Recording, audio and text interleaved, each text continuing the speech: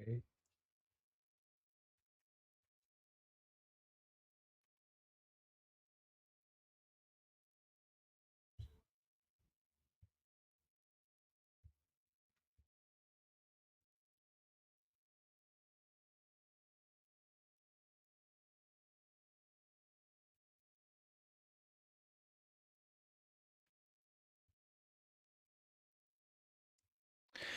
All right. So, hello and welcome to everyone.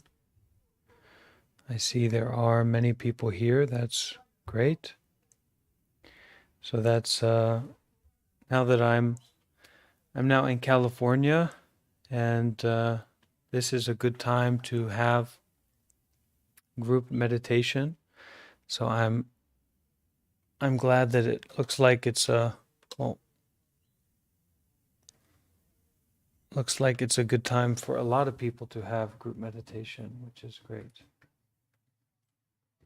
Just messed up my camera here. Okay. And my setup's a little bit strange, so if I'm looking at you, if it looks like I'm looking at you, then I'm not looking at you. So if it looks like I'm looking away, then I'm looking at you. So there's one more thing to do here. Yeah.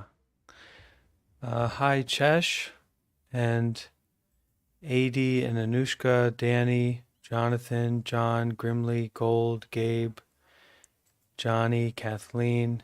Yeah, hey, Gold. Kaza, Maximiliano, Michael, Samantha, Rodrigo, Robert, Paulie, Nate, and Steph are all here. And you are all very invited and encouraged to share your camera if you're able to, if it's comfortable for you to do that, then please do.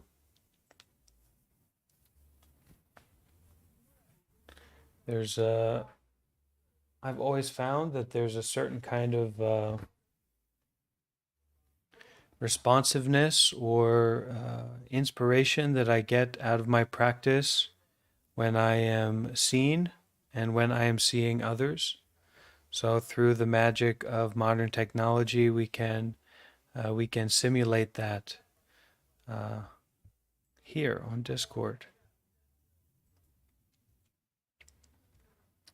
So today we will be practicing some meditation together, and we will also have some teachings from this book that I really like called "Being Good: Buddhist Ethics for Everyday Life."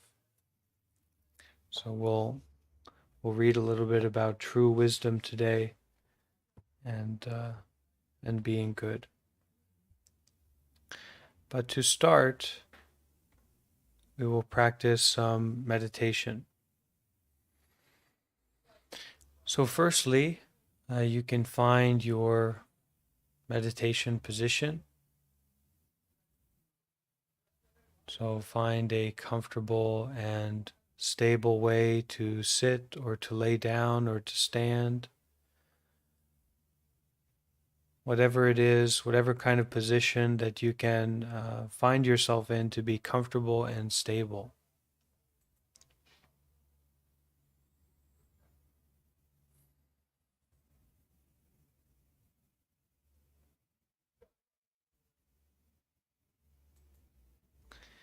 And so, in meditation, a lot of it is noticing rather than doing something or going somewhere, rather than any kind of activity. It's more about noticing what's going on right now. And one of the best ways to start that is by noticing being still. Just gonna make a little bit here, but you keep noticing being still.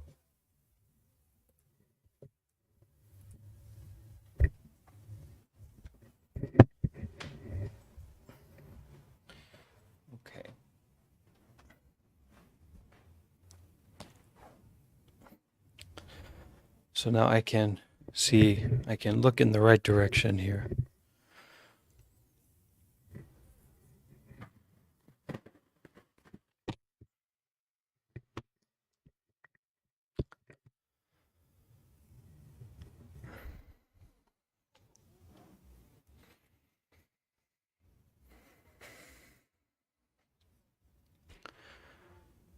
Okay, so we find our meditation position. We begin to notice what it's like to have a body right now, what it's like to be sitting here at this moment.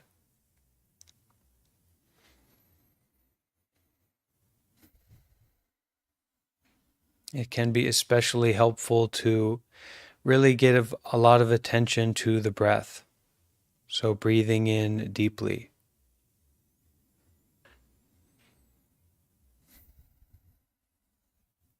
Feeling the breath in the body.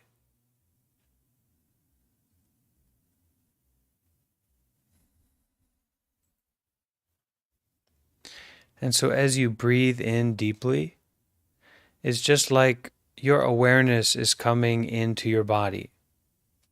You beginning to become aware of the inside of your nose, your throat, your chest, your lungs, all the way down to your stomach.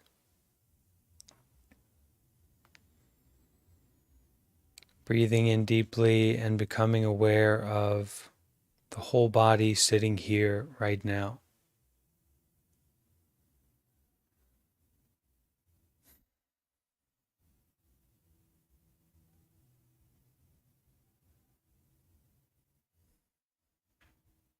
And so in meditation, we have to be willing to be curious about the body. We have to be willing to be curious about what's happening right now. If we just show up and sit down and notice the body, the breath, but we don't have any sense of interest or any sense of curiosity, then we're just not going to do anything. We're just going to give up. We're going to try and find some Oreos or try and find a game to play. So we have to have a real sense of interest, being willing to be intimate with what is happening right now.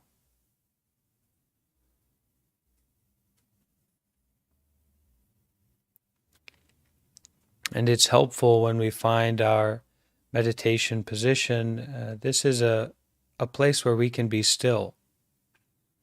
So we aren't involved in moving the body around. We can even close our eyes so that we're not involved in looking around.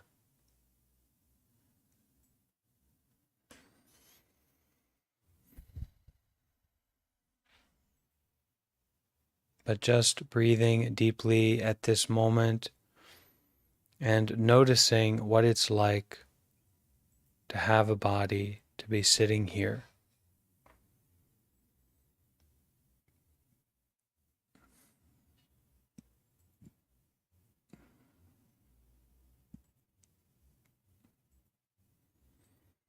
Noticing what it's like to be aware, to be alive at this moment.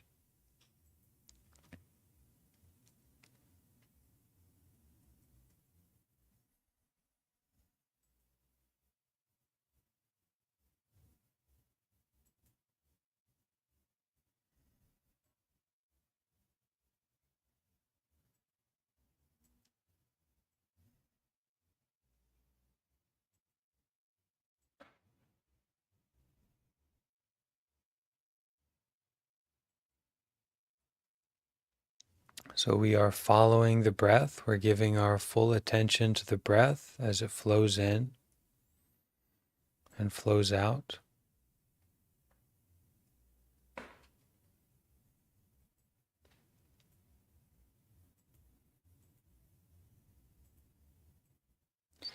And we are noticing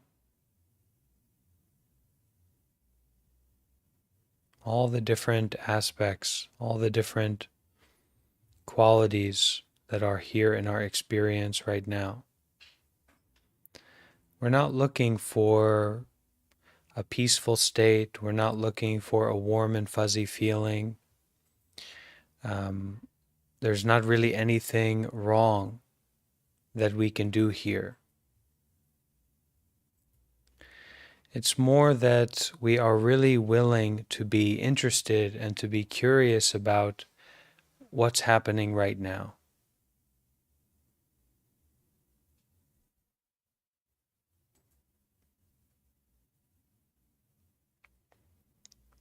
And our meditation method is this tool that we use to look more and more closely, to be more and more intimate with what is happening right now.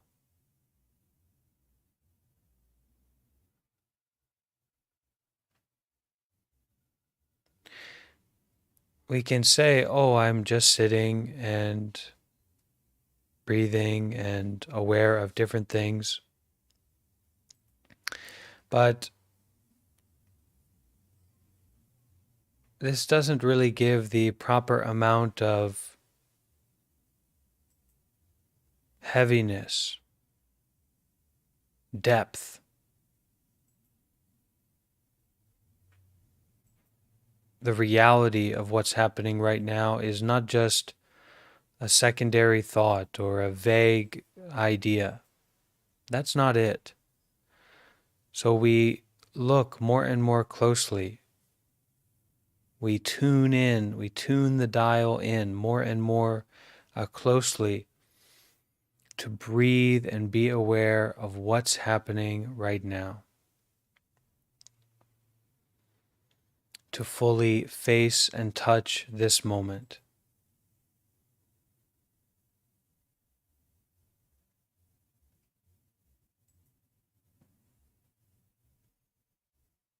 And that is to face and fully touch just sitting, breathing, and being aware.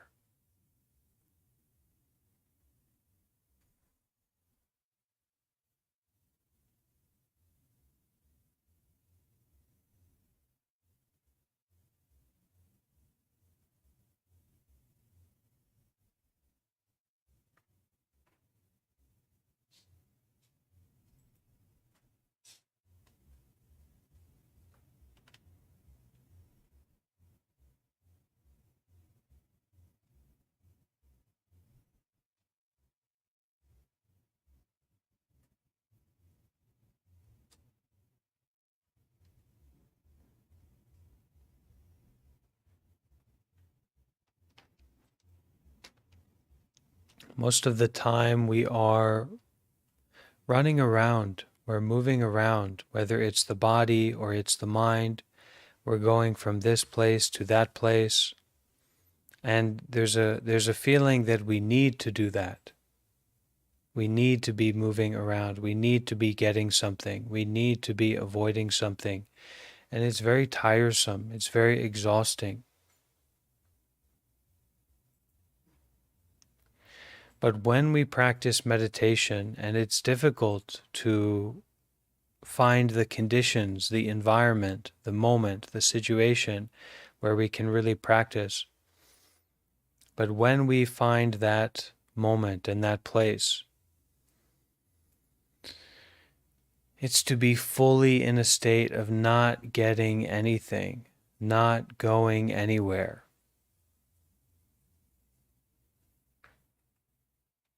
Not getting away from anything, not changing anything, not fixing anything.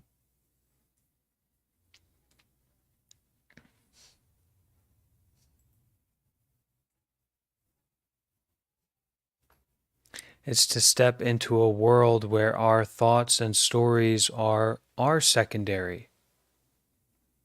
Our past and future is secondary, tertiary.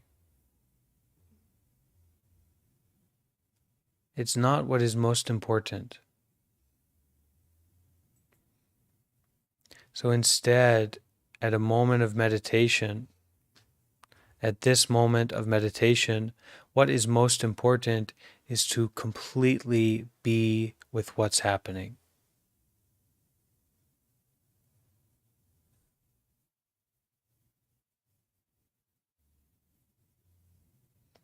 To tune in to this reality that is not based on the past or the future, that does not rely on your intellect, your thinking, your ideas, or your beliefs.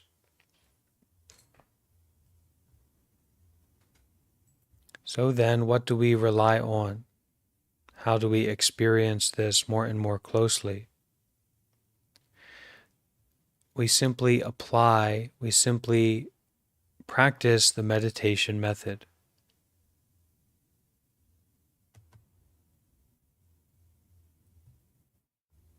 In this case, that is to find ourselves just sitting here at this moment, sitting in a comfortable, stable position.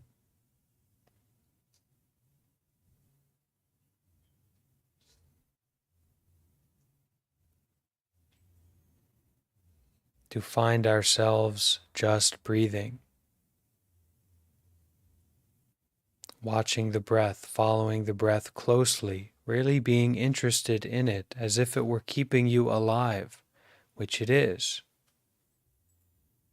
Each and every breath is sustaining us, keeping us alive.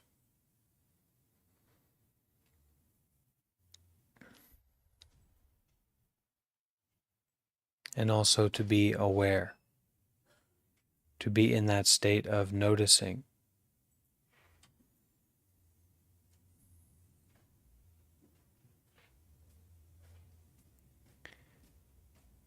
And when we find that the mind gets confused, which certainly it will, when we find that we get into this state where we're thinking, all right, I tried the meditation, it didn't work, I don't know what I'm doing.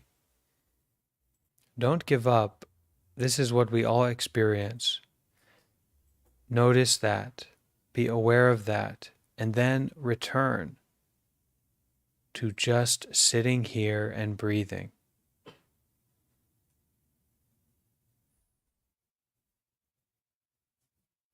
Just sitting here, breathing, and being aware.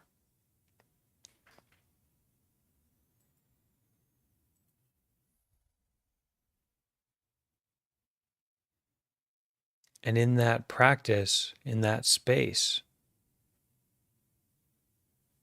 don't be shy about, don't hold back to fully let go, to fully relax whatever tension comes up.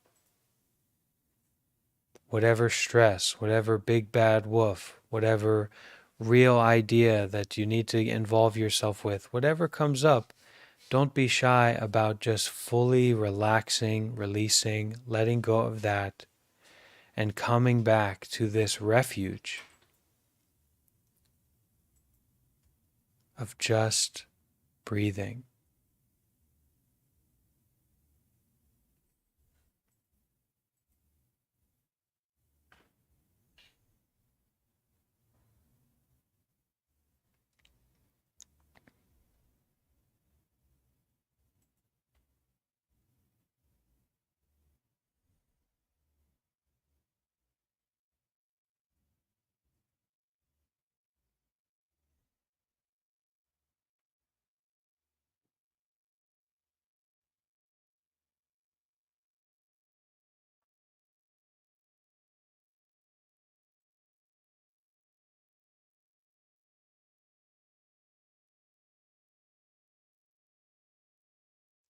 In life,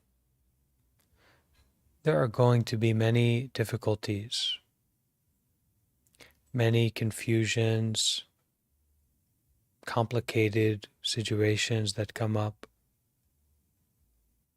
So when we feel that confusion, that feeling to give up or to not continue our meditation, you just understand that this is like life, and we shouldn't give up on life. We should notice the difficulty, Notice the tension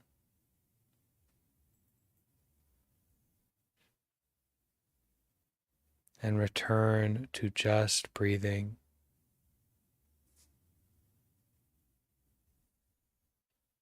just being aware.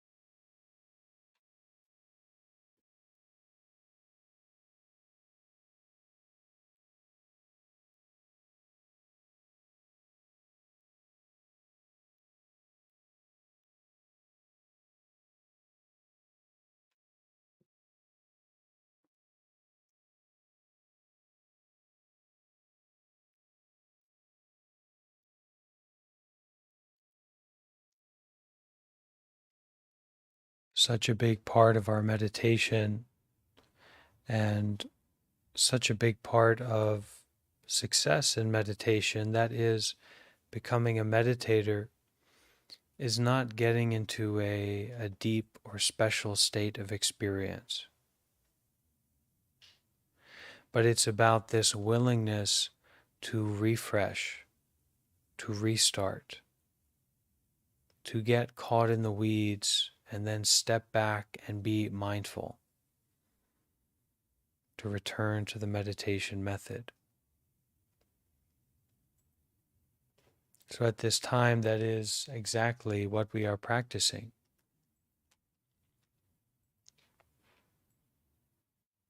Not to do our best to get into a special meditation state, but to do our best to be okay with letting go of what we grab onto,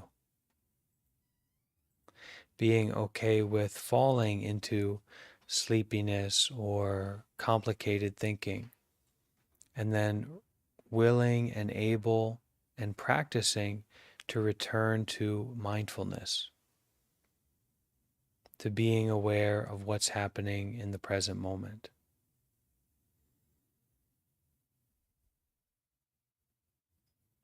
Being aware of the breath as it flows in and flows out.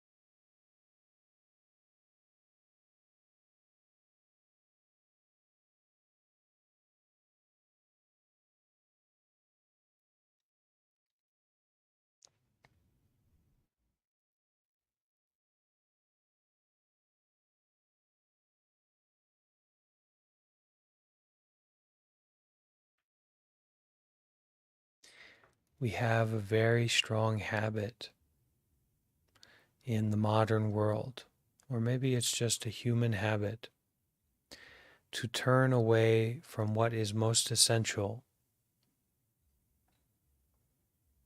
and to turn towards that which is not essential, not important. So now we make the choice, we practice making the choice to turn towards that which is essential, to turn inward, to be with, to turn towards the breath.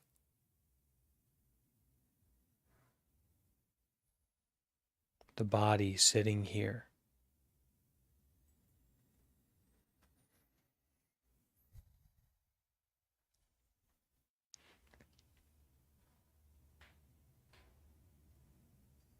Breathing and being aware of the whole body sitting here at this moment.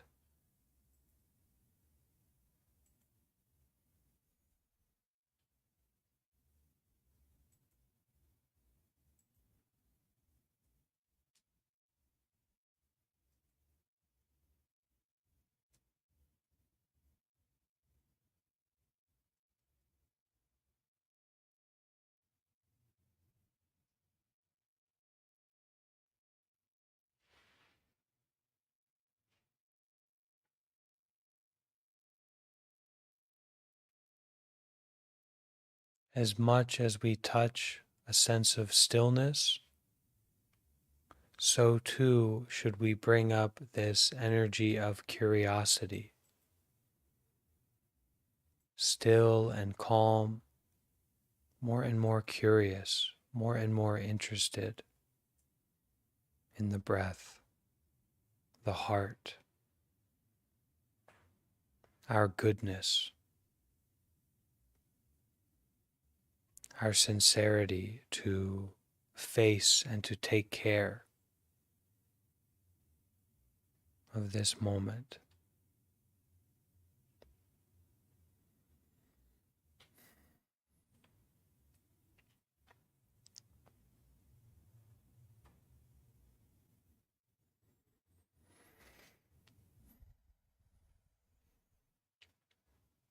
So, how to practice meditation?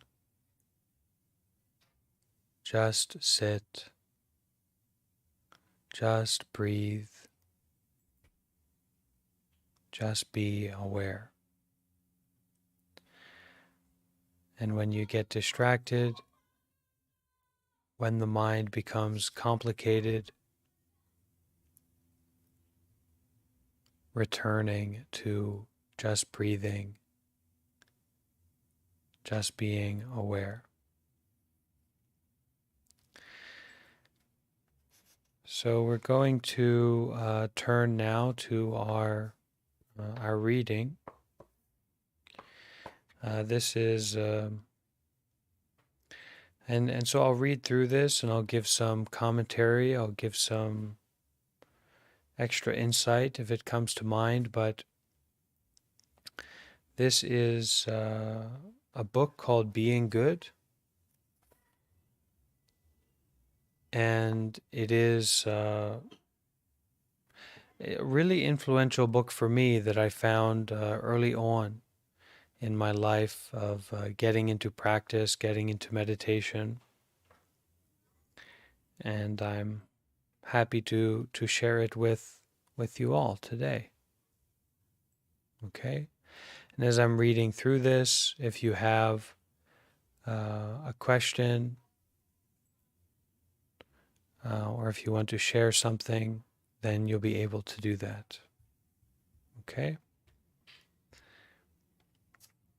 And you can also continue your meditation as we listen to this if you like. So this is entitled True Wisdom, this section. And the author is a monk from Taiwan. True wisdom.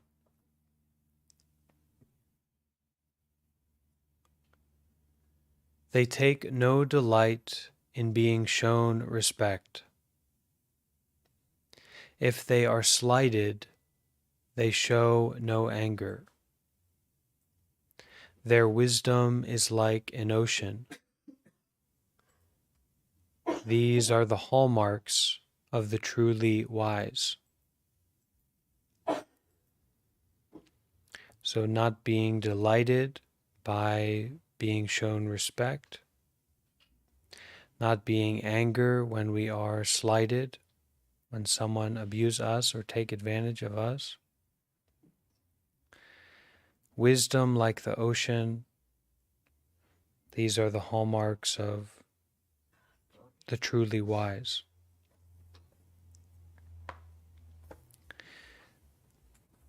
So first, taking no delight in being shown respect.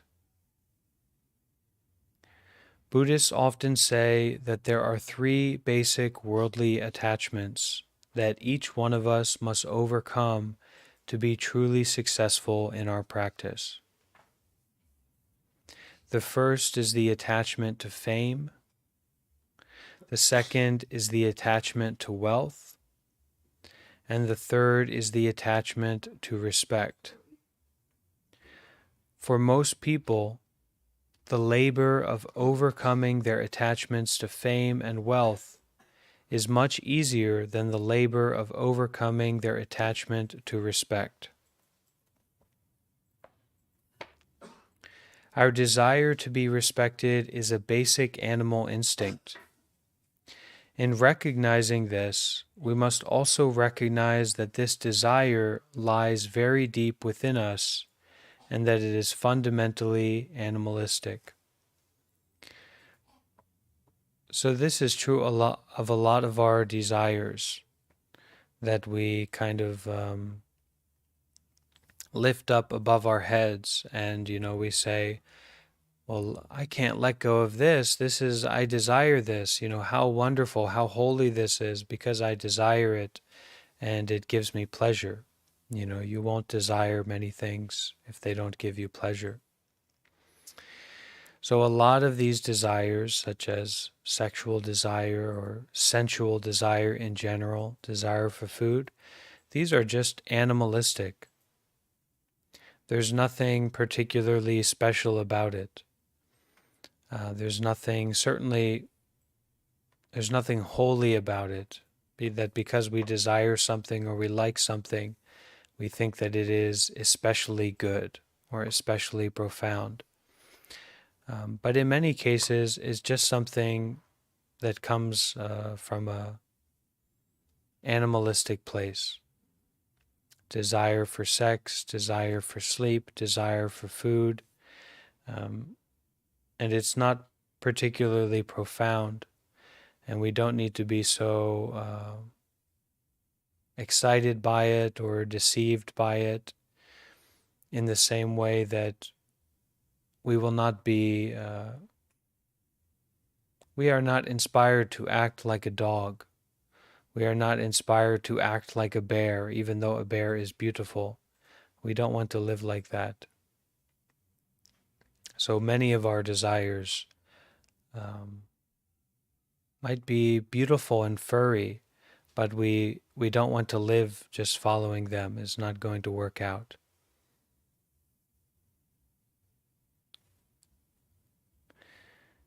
The Mahaprajna Paramita Sutra describes the Buddha as follows.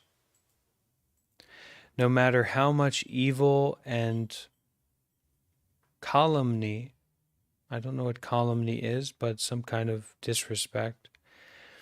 No matter how much evil and calumny were heaped upon him, the Buddha remained without evil thoughts himself. No matter how much praise and respect he was given, the Buddha remained unmoved by pleasure or delight. He looked on everything with a magnificent compassion and saw friendship and enmity as one. So why does it matter what the Buddha experienced, I don't believe in the Buddha. I'm not going to follow the Buddha.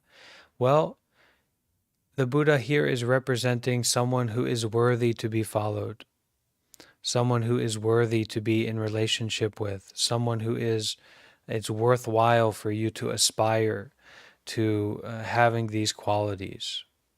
It's not about the Buddha being better or a god or something like that, but it's that these are the qualities that any of us will be lucky to have, be very fortunate to have.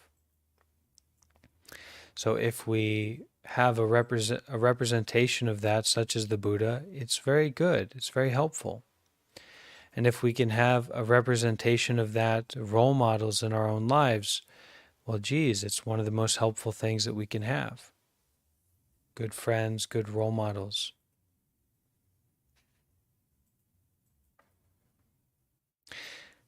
The desire to be respected is born, in part, from healthy social urges that are the motivating forces behind our learning, our friendships, our professions, and even our desire to study the Dharma.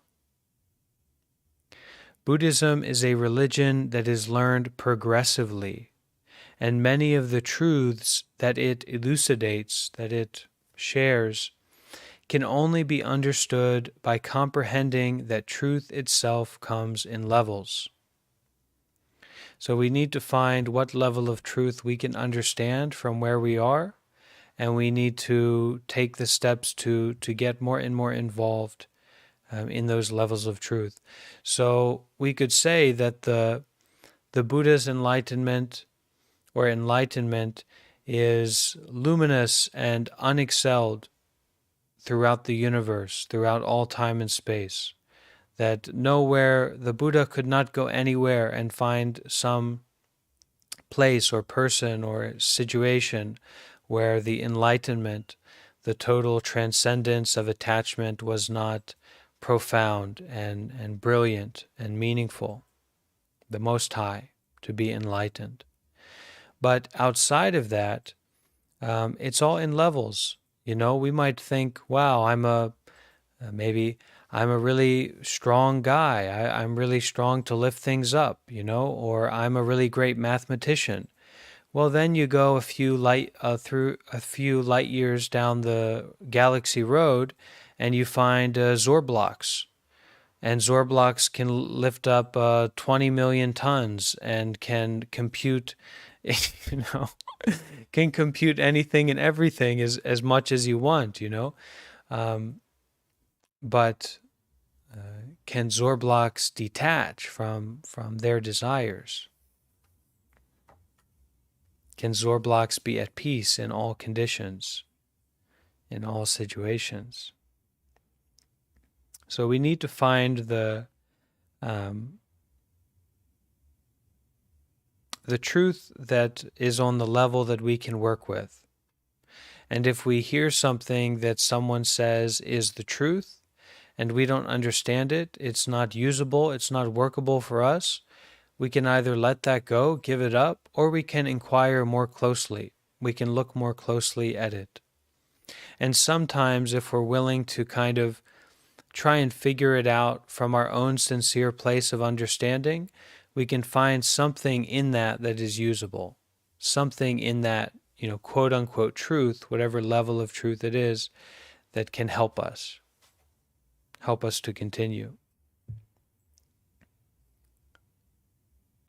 to establish ourselves in peace. You know, come on. Let's get with it. Let's have some peace in our lives.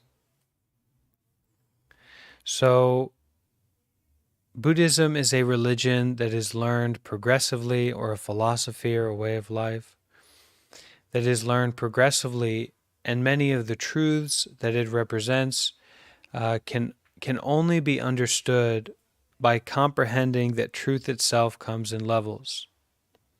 There is no one blanket rule that covers everything. Life is too complex for that. Our need to be respected should be understood as a need that has several different levels. If we had no need for respect, we might not ever learn to speak, and certainly would never learn basic manners. This is the first level of our desire to be respected, and it produces mostly good results. When I was reading this earlier, I thought that, this is kind of a natural desire for respect that sees what came up for me is sees the practicality in any situation. So if you're a little baby wandering around and you see that there are these big giants who are speaking in strange sounds and they're able to get what they want and to tell you, all these kinds of things, there's a respect for that ability and that capacity. And so we naturally follow, we adapt to that. So that's what I thought about this first level of our desire to be respected. The second level of our need to be respected begins to show when we start competing with others.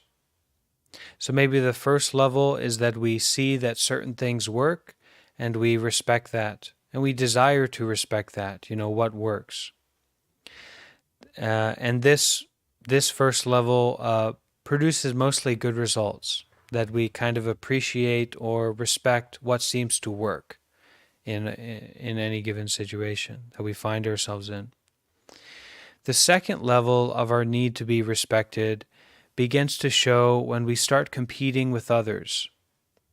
First, we want to be as good as them, but soon we want to be better. This level is a mixture of good and bad.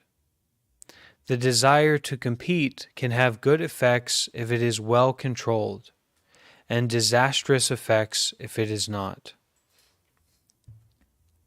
So the drive for competition, the drive to be better, the drive to defeat someone or to be better at someone than something, it can have good effects if it's well controlled, well moderated, coming from a stable and a simple mind, probably a compassionate mind as well. Why do we want to be better than that person? Well, because we want to help other people. We want to help ourselves, right? So in that way, it can have good effects.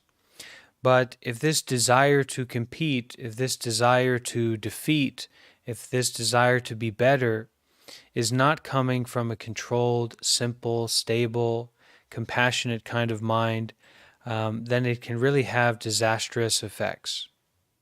And so we can see that in the modern world with modern capitalism and cigarette companies competing against each other, or chemical manufacturing companies competing against each other.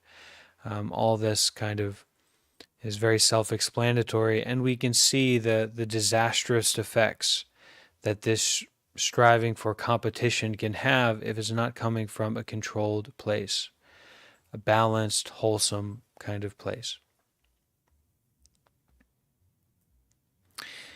The third level of respect is the beginning of wisdom. At this level, we begin to understand what respect is and where our desires for it have come from. Having seen this, we see as well that these desires are fundamentally empty. We progress at this level first by contemplating the past, and then by contemplating the timeless joy of the Buddha within. So this timeless joy of the Buddha within is kind of like the timeless joy that goes along with any dream that you have, you wake up from. It doesn't matter how scary the dream is. It doesn't matter how difficult, how locked in, how serious of a dream is. You wake up from it, period. So there's a kind of timeless joy to that. And we can contemplate that. So we progress at this final level of respect, that is to see what respect is and why we desire it, and then also seeing that these desires are fundamentally empty. They're just like a fog that if it's coming, it's going. Totally impermanent. So we progress at this third level by contemplating the past, and then by contemplating the timeless joy of the Buddha within. In contemplating the past, we learn by considering times in our own lives when we have craved respect or done something evil to obtain it. Would we do the same thing now? If not, then we have gained a place from which to observe our present desire for respect. Whoa, that's a good one, right? So, in contemplating the past, we learn by considering times in our own lives when we have craved respect, demanded for a moment respect, or done something evil to obtain it. Would we do the same thing now? Would we do it the same way now? If not, then we have gained a place from which to observe our present desire for respect. So there's a sense of detachment that comes in here. A detachment born from wisdom, from insight into what works and what doesn't. If we can see the emptiness of the past, we should be able to see the emptiness of the present as well. Once we are able to see the emptiness of our present desire for respect, then nothing can obstruct our power to contemplate the perfection of the Buddha within. One glimpse of this perfection will clear away all remaining defilements.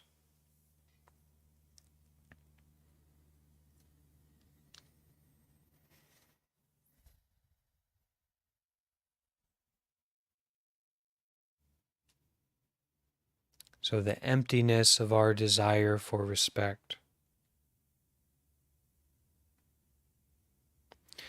Once we are able to see the emptiness of our present desire for respect, then nothing can obstruct our power to contemplate the perfection of the Buddha within. One glimpse of this perfection will clear away all remaining defilements.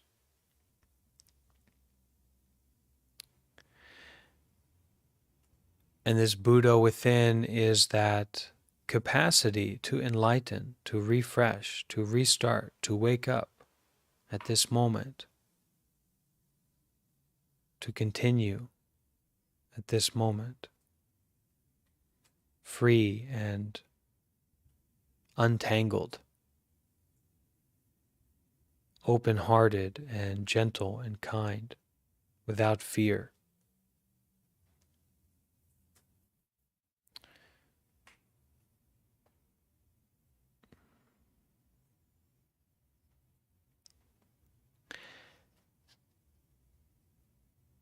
The Mahaprajna Paramita Sutra says, ordinary people become angry if they are intruded upon, and they become happy if they are given some benefit. If they are in a frightening place, they become scared. If you want to be a bodhisattva, so if you want to be someone who's really on the path, you must not be like that. And not just on the path for yourself, but on the path for others as well. So the bodhisattva path is, where we want to become enlightened. We're on our way to Buddhahood, to enlightenment, to the freedom from suffering. But we're not so selfish about it. I'm going to get me my enlightenment one way or another. Instead, it's this great aspiration to reduce, relieve, to free our sufferings and attachments, not only for ourselves, but for all beings. And so this is to get onto the path of a bodhisattva. So if you want to be a bodhisattva, you must not be like that. Angry when intruded upon, happy when given some benefit, scared in a frightening place. even though you have not broken all of the fetters which hold you to this world, which means that even though this will still happen, you will be happy when you have a nice, you know, and that's fine. It's not to discriminate against being happy or enjoying something, but it's also not to discriminate against being afraid or being angry when you're in that situation. These things happen. So don't give more importance to the attachment to a happy experience because, yeah, it happens, but it's impermanent. This is just ordinary people. That's how they live. So if you want to be a bodhisattva, if you want to really develop on the path, you must not be like that, to be so wrapped up in good results and good effects. Even though you have not broken all of the fetters which hold you to this world, so even though you have not developed to a point where you won't experience this, the reactions to those experiences, still, you must learn to control yourself by practicing patience under insult, not becoming angry when harmed or bothered, not becoming delighted when shown respect, and not becoming frightened by the sufferings and trials of this world.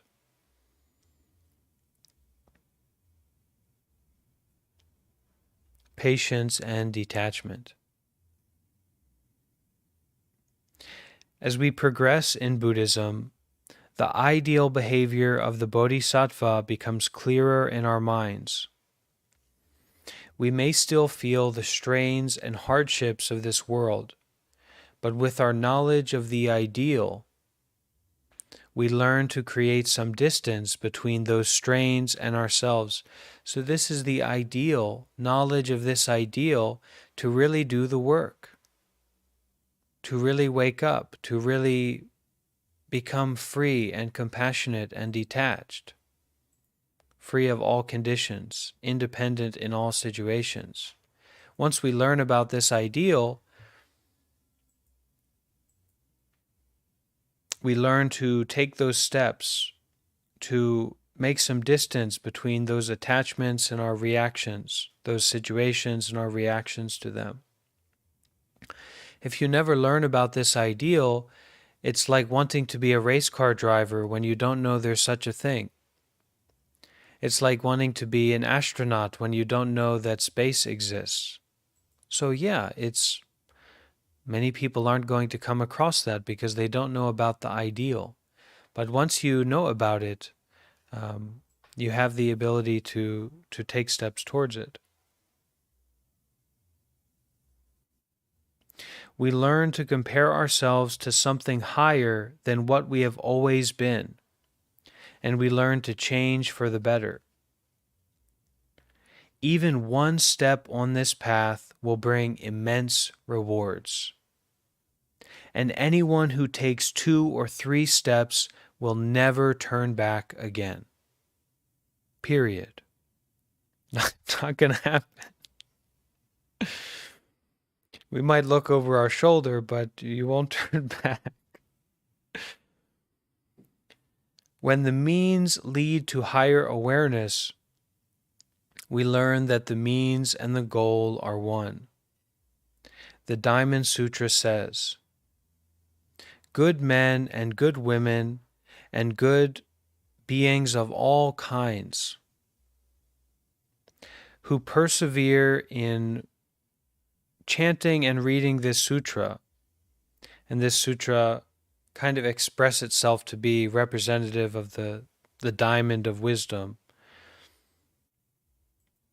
realize that if you can bear insults in this life without becoming angry or upset, then any bad karma you may have remaining from past incarnations will be eradicated, and you will soon attain Anuttara Samyak Sambodhi, that is, the highest enlightenment. Realize that if you can receive insults, blame, whatever it might be, in this life, without becoming angry or upset, without getting into that reactive state, then any bad karma, any unskillful plants that you have planted, seeds that you've planted in your life up to now, that you may have remaining from limitless future, the limitless 10 minutes ago, whatever, the limitless year today, all of that will be eradicated, and you will soon attain Anuttara Samyak Sambodhi, the highest enlightenment. No one in this world can possibly avoid being insulted. The conditions of our time and place are often turbulent, violent, and humiliating. Rather than permit these basic conditions, normal conditions, it's not personal, it's not special, these are basic normal conditions that we find ourselves in. Rather than permit these basic conditions to weaken our resolve to improve ourselves, we should use them as opportunities to strengthen our practice in Buddhism. That is the way of ending suffering. At least that's what Buddhists consider Buddhism to be. The Buddha never asked us to flee this world. He taught us to understand it and deal with it. If you are insulted, understand the conditions which produced the insult and deal with them compassionately. This is the way to grow.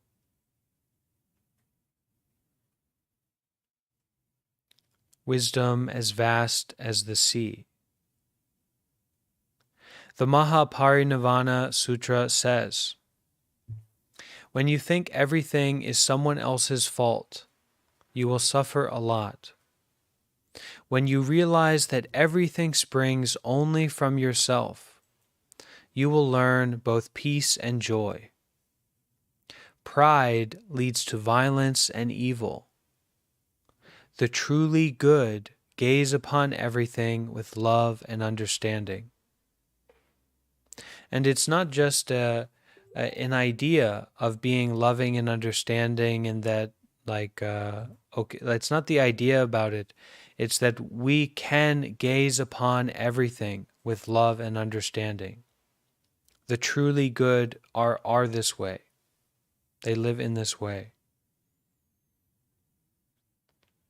It takes great wisdom to understand that the entire world springs from the mind. The Saddharma Smriti Upasatthana Sutra says, wisdom is the sweetest dew, the most peaceful refuge, the best friend and the greatest treasure.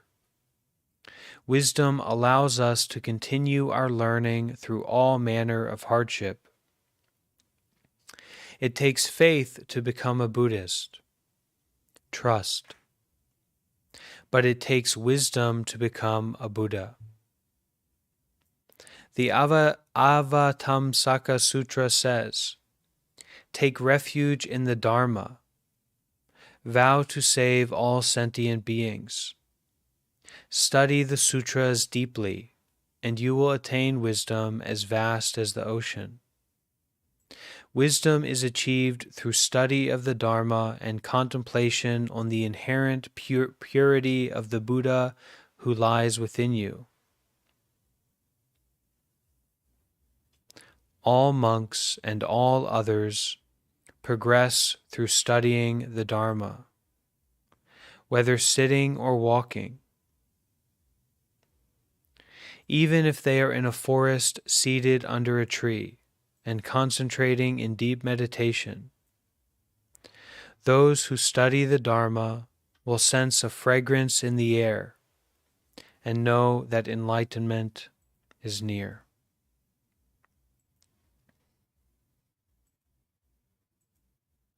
To have no illness is the greatest blessing. To be satisfied with what you have is the greatest fortune.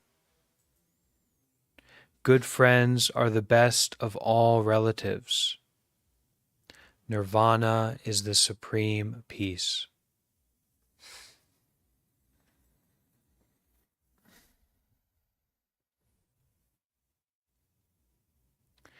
Okay. Any questions?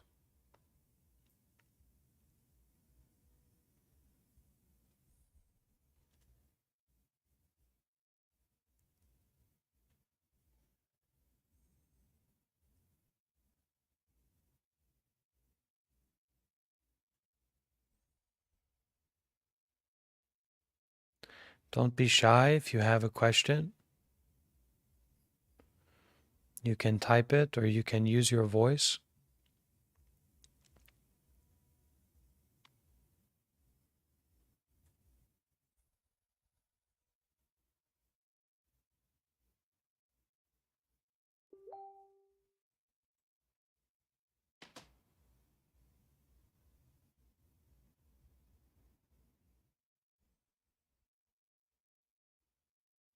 All right. So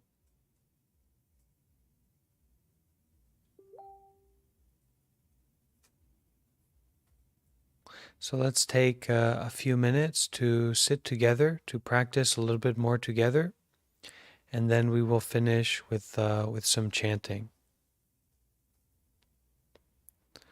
Um,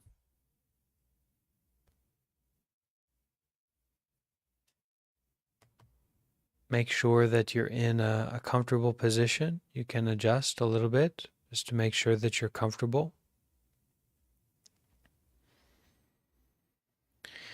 Find your meditation position. Find your sincerity. Find your breath. Become aware of your breath at this moment.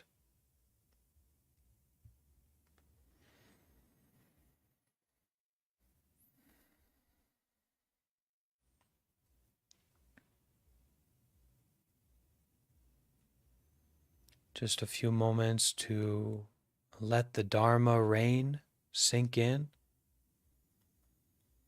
to water our seeds of sincerity and goodness.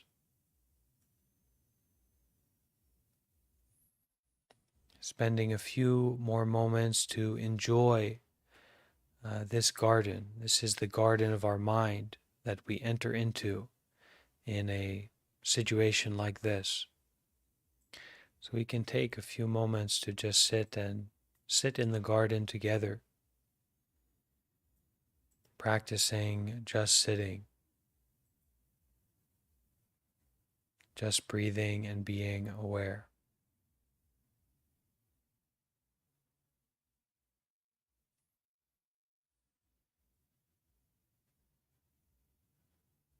And to know that that is exactly what is happening.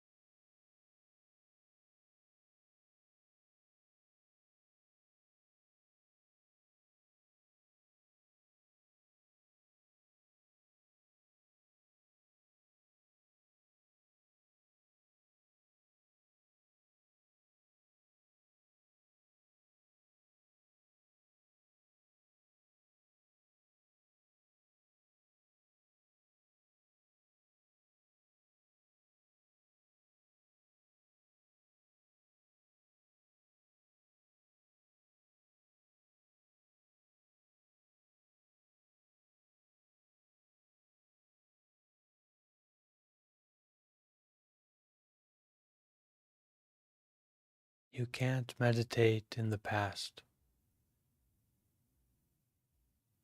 You can't meditate in the future. It's just to be here with your whole heart, your whole body and mind at this moment.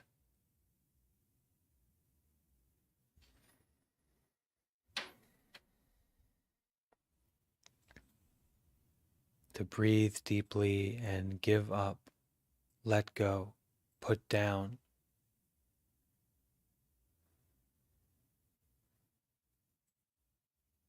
Just breathing and being aware.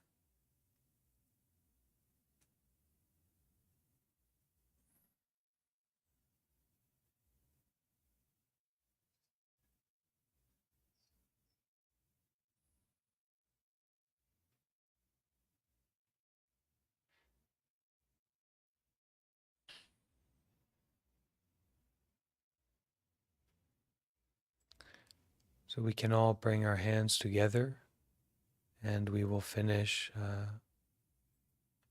with chanting, paying homage to the Buddha, paying homage to our Buddha mind,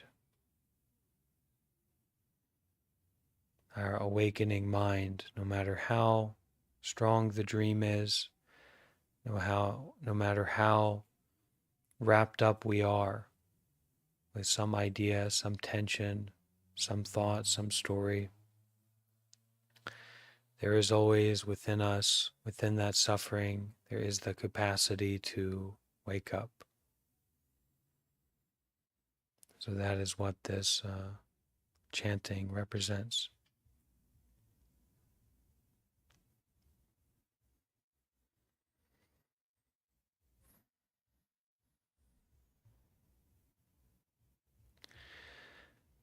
Namo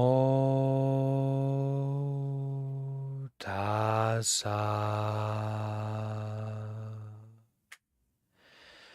bhagavato arahato sama sambuddhassa.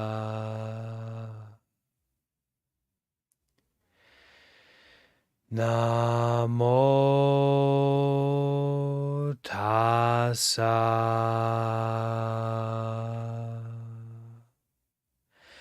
bhagavato arahato sama sambuddhassa.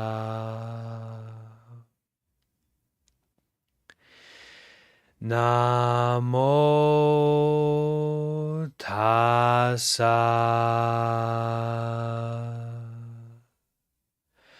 bhagavato arahato sama sambuddhassa. Sadhu,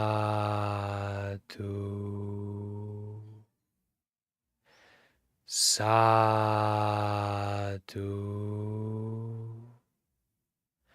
sadhu.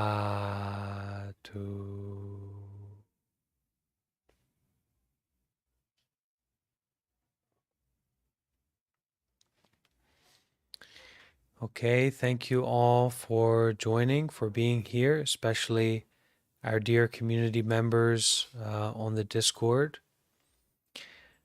We will be having this will be a regular time slot for the next week, 2 weeks, 3 weeks. We'll have to see. Nothing is certain, but we'll be gathering here together on Discord and also shared live. So if you like to come together with a community to practice, and trust me, the people who are here are real people. I know I know about some of them, so we are gathered together. And actually, I talked to my teacher, Siara Otamasara, who is a monk from Myanmar, and this is his center here in LA. And I was asking him about the